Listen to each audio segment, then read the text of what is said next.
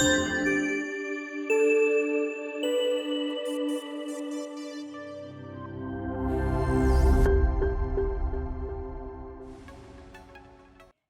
you ever spent hours planning a podcast episode that you know is packed with value, but it only gets a handful of downloads when you publish it? Why is it that some episodes get higher engagement than others? Why is it that some podcasters grow faster than others? Why is it that even though you know you have tons of helpful knowledge and insight to share, your listeners overlook your podcast in favor of other more popular shows? I'm Courtney Elmer, and today you're going to discover the answers to these questions that every podcast host has asked themselves at one point or another. And if you've never delved into the fascinating psychology behind listener behavior, then you're missing out on a wealth of insights that can help you attract and engage new listeners. And by the time we finish here today, you will know the psychological secrets that will help you increase listens week over week. Plus, you're going to walk away with a deeper understanding of the subconscious triggers that influence why someone clicks play or not, and how to apply persuasive language to keep them coming back for more. Because despite what you might have heard, growing a podcast is not about increasing your listeners as much as it is about increasing your listens. And when you know how to get the listeners you currently have listening to more episodes, guess what? Your listens will go up. And that in turn will help more listeners find your show. They'll start listening, and that'll increase your listens even more. And as more and more people start listening to more and more of your episodes, you will create, in essence, a flywheel of organic growth to attract more and new listeners to your podcast. But how do you increase listens? You're already pouring your heart into every episode you create and every interview that you host, yet you still can't seem to figure out how to get people to understand that if only they would listen to the episode, they'd fall in love with your show and they'd become fans for life because they'd be getting tons of value. And to solve this problem, we've got to step into the mind of our ideal listener and look at your podcast experience, the experience that you're giving them through your podcast, through their eyes. Because there's two massive mistakes that hosts make that prevent people from engaging with their podcast, even though the content they're producing is highly valuable. Number one, they assume that people will listen if they spend a lot of time making the episode content great. After all, that's why people listen to Joe Rogan and Andrew Huberman or Amy Porterfield, right? Great content. But in their eagerness to be like Joe or Andrew or Amy, most hosts completely overlook the four things that helps listeners understand that your content is great. Mistake number two is centering your titles and your episode notes around the benefits of what your listener will get out of that episode rather than on the pain that will get resolved when they listen to that episode. See, what most hosts don't realize is that your listeners are not looking to gain a benefit from listening. What they're really interested in is solving the very real pain and problems they're experiencing in their life right now. When Andrew Huberman does an episode on sleep, he's not talking about the benefits of sleep so much as he is talking about the problems that you're experiencing right now from a lack of sleep that will be solved when you optimize your sleep. Do you see the difference? It's subtle, but it is powerful. And understanding this is going to be key for you when it comes to increasing your listens. So, for the remainder of our time here together today, we're going to look at this problem from inside the mind of your ideal listener, which is what will set your show apart in your category and in the podcasting space as a whole. So, to do that, we got to take off the host glasses. So, go ahead, take them off with me and put on the glasses of your ideal listener, because it's time for you to start seeing your show through their lens. When a podcast listener is browsing their app for new shows to listen to, what do they see first? Your cover image. And what do they see next? If you said your title and your tagline, if you have one, you're right. Now, if a new listener is intrigued enough by those two things, they might click through to read your show description, which would be the next thing they see. And if they read that, what would they look at next from there?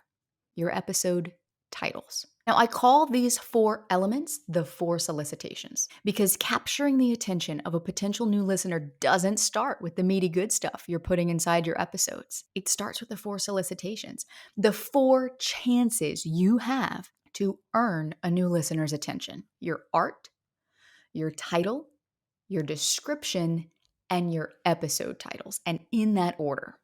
Now, these 4 solicitations or invitations act as the gatekeepers of your amazing content. If a listener can't get past the gate, they're never even going to give your amazing content a chance. Now, let's look at this from the perspective of an existing listener, someone who's already been following you for a while. They know who you are, they know what you stand for, they like you. And each week, what happens when you release a new episode? If they're following your show, they get a notification on their phone with the title of that episode. And if the title of that episode grabs their attention enough, they will feel compelled to listen. If it doesn't, they will skip that episode. It doesn't mean they'll stop following your show altogether, but they might not listen to that episode, which over time, compounded, decreases your number of overall listens. So if you're with me, let's continue. Because whether it's an existing listener deciding if they want to listen to your latest episode, or a new listener deciding whether they want to listen to your podcast, the golden thread that ties all of this together is a first impression. And if you were to Google the stats on how quickly first impressions are made, the answer is within 7 seconds. But that's with a normal face-to-face interaction. When you move that online, the stats get far worse. Did you know that you have just 50 milliseconds, 0.05 seconds, for users to form an opinion about you that determines whether they'll stay or leave? That's about the amount of time it takes to glance at your cover art or read the title of your latest episode. And if you fail to capture their attention within those milliseconds, you lose them. I know that might sound a little alarming, but in order to solve this problem and not let it be the thing that causes you to lose podcast listeners, let's take it a step deeper. What are first impressions made of? First impressions are made of subconscious triggers. This is why they happen so fast, because in those split seconds, your brain makes thousands of computations that you aren't even aware of. It happens subconsciously and in an instant. The question you need to be asking yourself here isn't, how can I make a better first impression? But how can I adjust my 4 solicitations to better communicate to my listener the value they will get in listening to my show? And the way to do that is by understanding the subconscious triggers that cause someone to hit play or scroll right past. And this is the part where you need to apply some simple psychology and start speaking to your ideal listener on a subconscious level. This will be an invisible part of your show that no one else will ever know is there. But when you have this in place, suddenly you and your listener will be communicating on the same plane. Because right now, your listener is judging your show from a subconscious level. So in order to win their attention, you have to also speak to them on a subconscious level. This is where most hosts go wrong because they're trying to logically, consciously communicate to their ideal listener why they think their show is so valuable, but their listener is processing that communication in a subconscious way, which is why your listeners aren't receiving it as valuable because it's not being communicated in a way that their subconscious mind understands.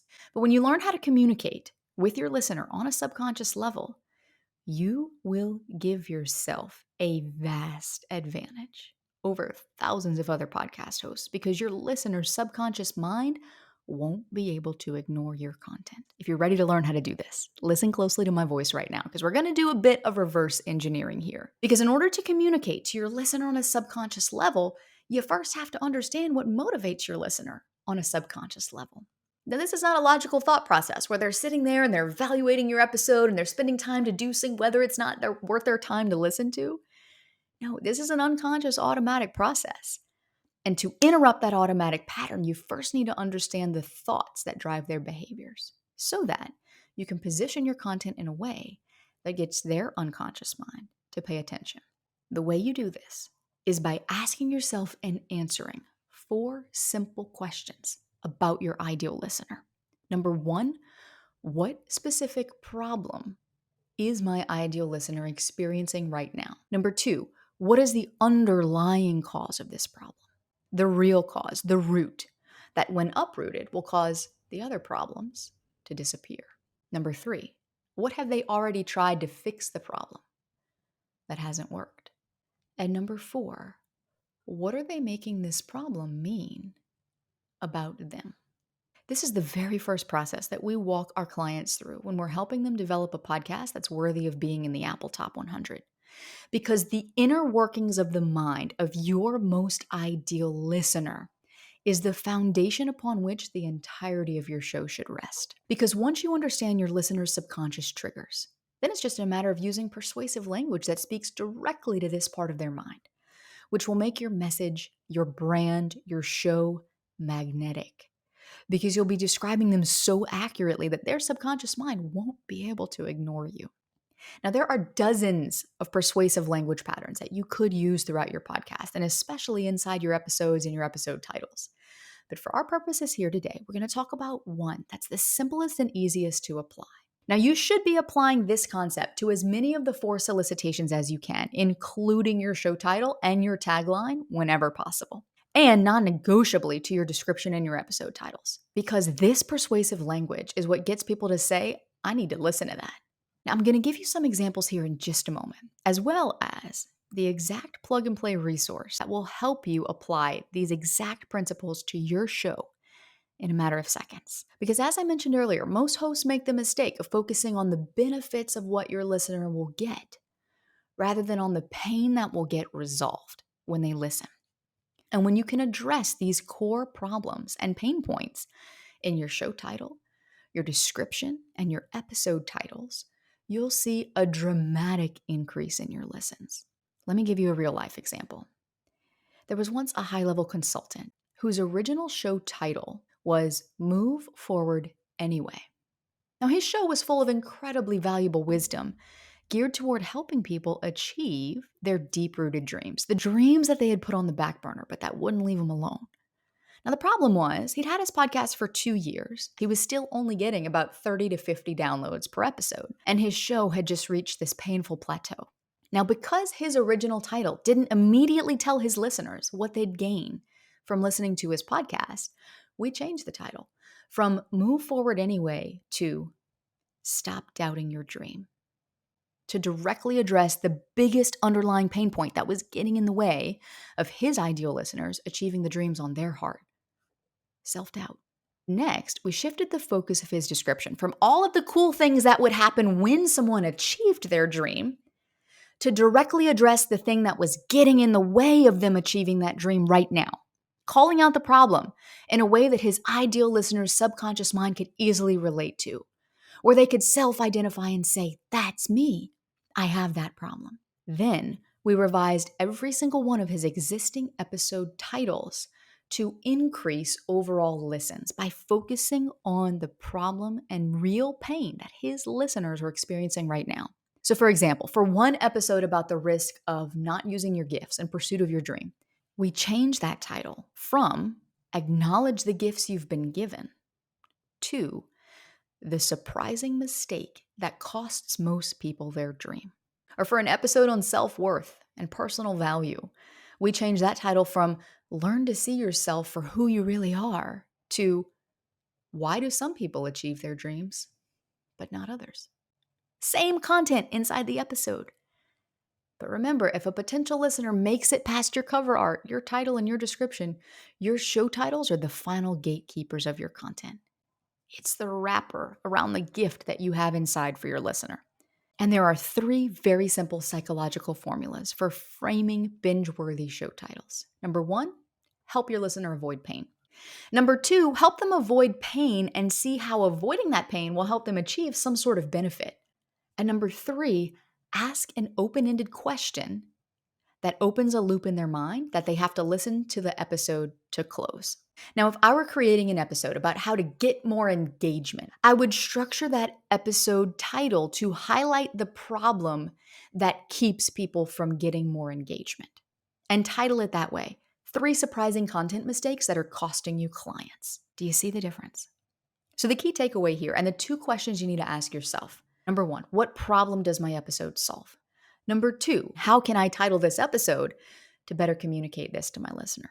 Now, I will say there is one caveat to all of this. If you haven't gone through extensive training on neurolinguistic programming or language patterns, all of this is going to feel really foreign. So here's the part where I make it really simple for you. I've got a very special gift for you. This is something we only ever give to our clients, and it's quickly become a cult favorite among them because it is a Mad Lib style plug and play guide with over 100 plus title templates that have these psychological principles baked in. You simply fill in the blank with your specific topic, and in a matter of seconds, you will be on your way to communicating the value of your content in a way that your ideal listener understands based on the pain points you're solving for them.